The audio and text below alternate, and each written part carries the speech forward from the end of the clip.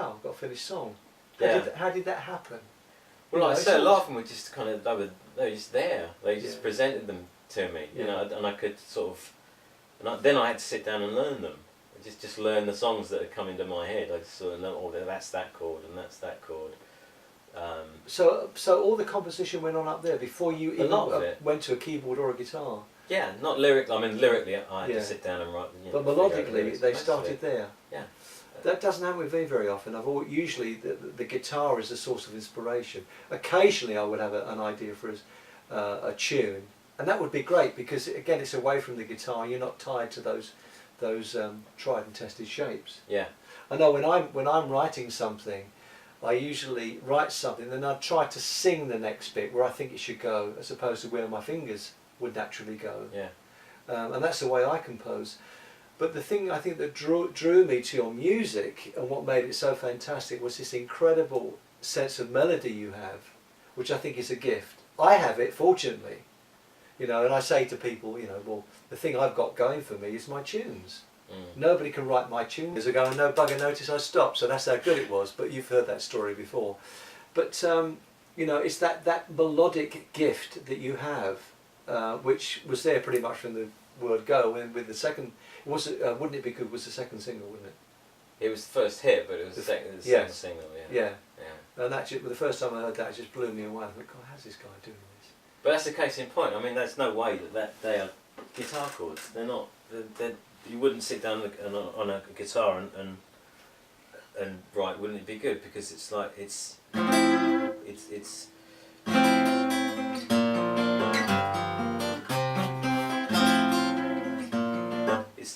B flat and G minor sevenths and C's and stuff. You wouldn't it wouldn't be there. You wouldn't come up with those chords. You just wouldn't do it. So they just were in. So where's that first chord? Is that a C? That's a C. It's a C. It's an F. It's an F major 7 with an A bass. Okay, right. Are you bringing the open E in there? Yeah. Yeah. I'm not using the open E, but it's just I'm just got it on the top because But you know, those chords only came together because I was, I heard them in here, but I didn't know how to play them especially on an electric guitar because you've got a major 7th. Major 7ths aren't great with dirty sounds because you get all these clashing harmonics. Exactly. Yeah. And they're not nice at all. Yeah. So the only way I could do it was by doing one line at a time, like sort of Brian May guitar orchestra thing. Yeah. And that's the only way we made it work. So when I came to play it live, I couldn't figure out how to play the damn thing. That's really, that is interesting. Right. That would make a great instrumental piece. That bit at the top there. You must show it to me. I'll work on it. Okay. Yeah. I can't afford it, but I'd like to learn that. That is so interesting. The other thing I loved about your albums was the way you would do an electric line along with the synth line.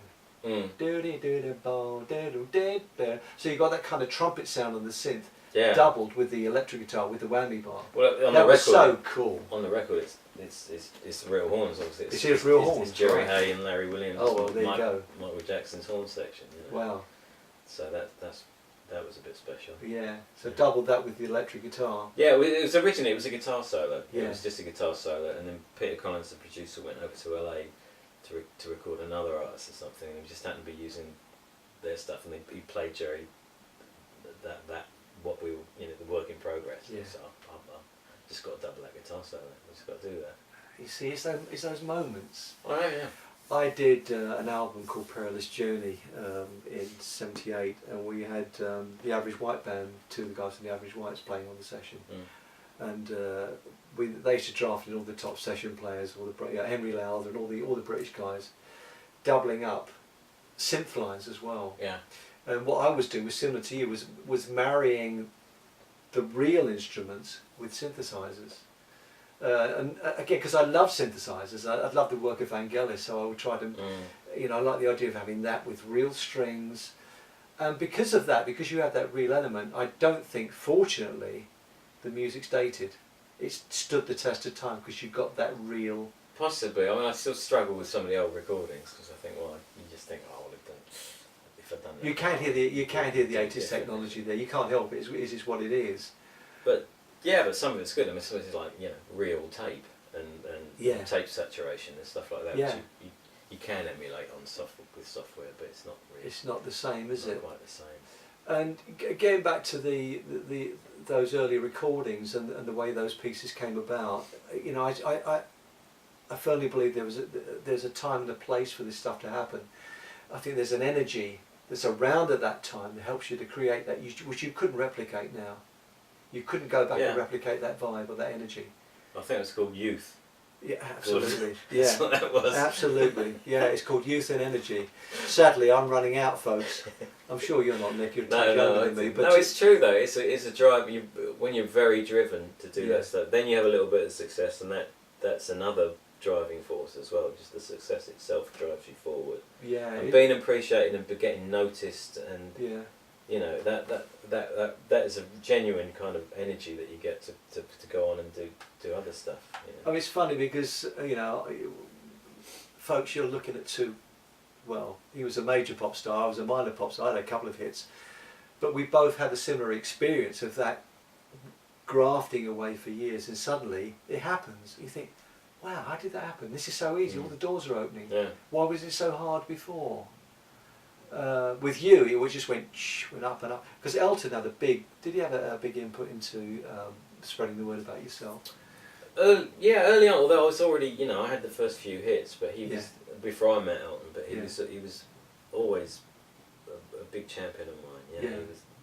He says a lot of very sweet things. That helps, doesn't it? That kind of gives you quite a degree of credibility when you've got your peers saying nice things. Yeah, especially at the time, is that most people's perception of just me getting screamed at by 13-year-old girls, cuddly toys thrown at me on stage. I never quite had that, but I had a few. I know with the hit record, the first tour we did, we were doing major venues, and everywhere was sold out. The second tour we did, 2/3 full. Why? Because there was no single.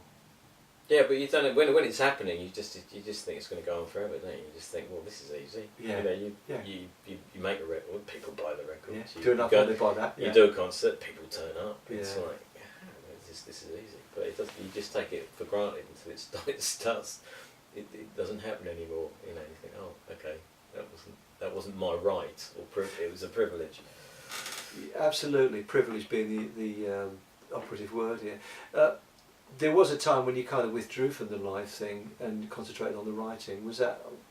Did you get a bit jaded with it all, or circumstances in life changed? It was everybody's circumstances changed. I was half pushed and half jumped, because I'd done my 4th album with MCA, an album called The Works, which I recorded in Los Angeles. This is 1989ish, and came back, and I was touring with Elton John. I was supporting him around Europe, and we came back to the UK, and MCA said, well, they weren't going to renew the option because obviously people had spent a lot of money recording that 4th album, and they doesn't look like they were going to get it back. So I had a choice, and I thought, well, am I going to just go and find another deal, or which I'm not saying that would have been easy. Or just take a bit of a back seat, just start a family, want to be around for them, and thought, well, I had sort of this weird idea that it would be really easy just sitting at home writing songs and other people do all the hard work, which happened very early on. I got very lucky. Well, Chesney Hawkes, being the biggie, what a great song that was. Jeez. The one and only, So that was, I thought, oh yeah, this is easy as well. Fantastic. How lucky am I? Yeah. But then I spent the next sort of 8 or 9 years trying to recreate that, and it didn't happen. It was just a lot of hard work, a lot of slog, a lot of songs getting stuck on shelves. But during that time, I know you've been equally as productive and producing great albums with great songs with great quality, because I've read a few interviews. But what came through with that, a lot of the interviews, was a man who was a little bit jaded by it, but a little bit cynical of it, and a man who knew the quality of his music, but it wasn't really getting accepted the way it should have been. Am I right, or am I reading this to an wrong extent? here? Yeah, there was a bit of frustration, especially when I started making records again in sort of late 90s.